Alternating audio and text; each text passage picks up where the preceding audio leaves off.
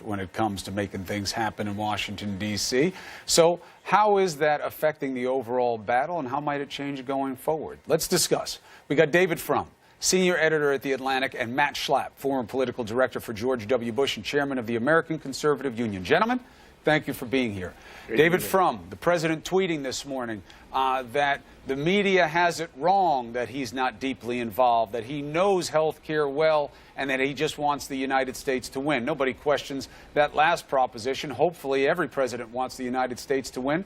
But do you believe that that is a true appraisal, what the president said, or is it much more what Susan Collins was suggesting, which is this is him out of his depth, and nobody is saying that he's driving this process? Look, generally, compliments are more convincing when they come from other people rather than from yourself. But in this case, I don't think the problem is merely Donald Trump's lack of knowledge or understanding of the health care issue. Republicans were trying to do something that was just too hard. They were doing something too ideological. This one, I think, really is worn less by the president and more by the House and Senate leadership. You do not take benefits away from tens of millions of people. I wrote that in 2010. I wrote that again when the bill failed in the House, and I'll be writing it again through this year. The Republican approach needs to focus on the things that are most difficult for Republicans in the Affordable Care Act, especially its excessively redistributive funding, its burden on the healthier part of the insured population, and fix those problems but accept that the guarantee of near universal health coverage is part of American life. Whether you think it was a good idea to extend it or not, you cannot now take it away 7 years later. Matt? Well, unfortunately, David, Republicans ran for office in 4 elections saying that Obamacare should be repealed.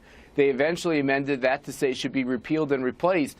And Republicans and conservatives are going to feel awfully hoodwinked if we heard from Republicans for 7 years as they traveled around the country all the deficiencies in Obamacare, how it needed to be repealed, pulled out by its roots, and then all of a sudden when they get the majority in the House and the Senate, when the White House, all of a sudden there's some backtracking from people like Senator Collins saying, well, maybe not repeal it so much.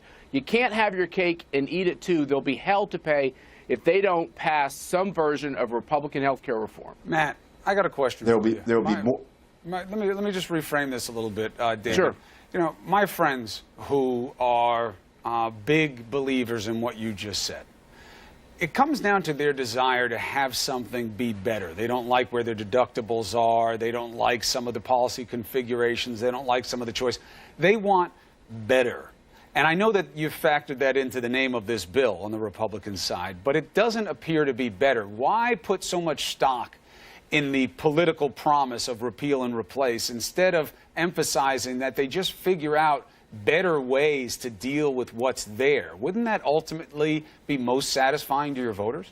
Yeah, I mean, actually on this reconciliation bill, Chris, you're right. You can only do so much according to the Senate parliamentarian. There's only so much they can do. This is why they're calling this step 1. Senator Price has already done 11 or 12 administrative acts. He's going to do more to change Obamacare. But you're right. It's not just about what we don't like about Obamacare, which is where Republicans have for 7 years.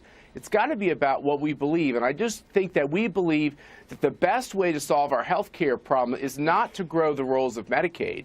Obamacare was in large part pushing a lot of people onto Medicaid. We actually want to get people off Medicaid into the individual private market so they can buy health care plans. So what Republicans are trying to fashion is an off-ramp from Medicaid into the private market so that they can actually get better health care. So, David, that's the proposition, an off-ramp into private health care. But the problem is they're dealing with a population that's having funding cut that don't have the money for it.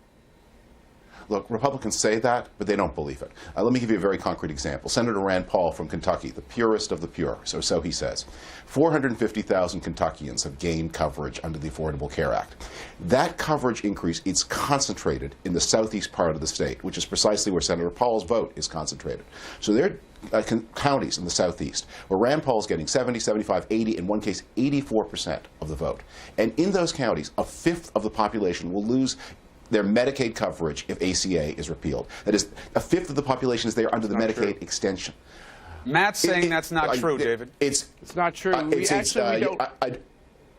I direct you to the Atlantic article where I wrote those numbers. They're all fact-checked. There are links. You can count them all. It's in the piece I'm going to repost this morning. It is true. And because it's true, Rand Paul is acting in predictable... Let me finish the sentence. Is acting in predictable ways, which is he's talking right and voting left. And that's what Senator Mike Lee is doing. That's what not Senator Cruz. That's what the senators from Arkansas are going to do. That half the population that gained Medicaid coverage under the ACA is white. And Matt, let's be blunt about this. Those are Trump voters, those are Rand Paul voters, and Republicans are not, in fact, going to take them away. And that's why they're tripping over their own feet as they carry this tray across the ballroom. What does David have wrong, Matt? Okay, well, first of all, I think to know the specifics on the numbers is one of the problems with CBO. I think Ron Johnson pointed that out. When you're estimating about the impact on health care policies, we get it wrong a lot because it is complicated to know what people are going to do. I'll give you an example. In the most recent CBO analysis, they talk about the fact that 15 million people, after the mandate goes away, might choose not to get health care coverage.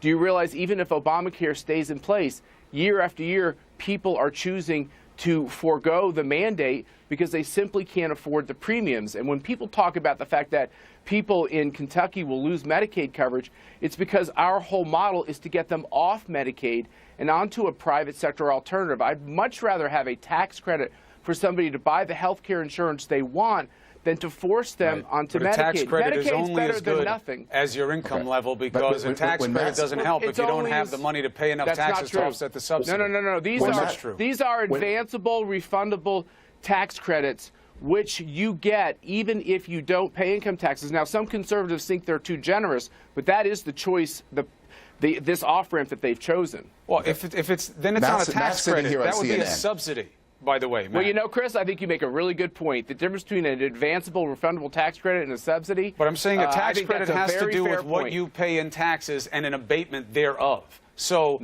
if it's money in their pocket, that's something else. But David, make a final point. You've gone down a rabbit hole here. You've gone down a rabbit hole that lets Matt get away with too much. I'm sorry. Make your final point. Whether or not you think that... I think Chris has done a good job. Whether you think CBO has a difficulty modeling the market for individual care, the market modeling Medicaid is easy. It is just a fact. It's written into the law how many people will lose Medicaid. So, and Matt may think it's better to get a refundable tax credit, but Rand Paul, who has to get reelected in Kentucky, is defending the ACA because otherwise his career is over. Why don't we just do the right thing and not worry about that?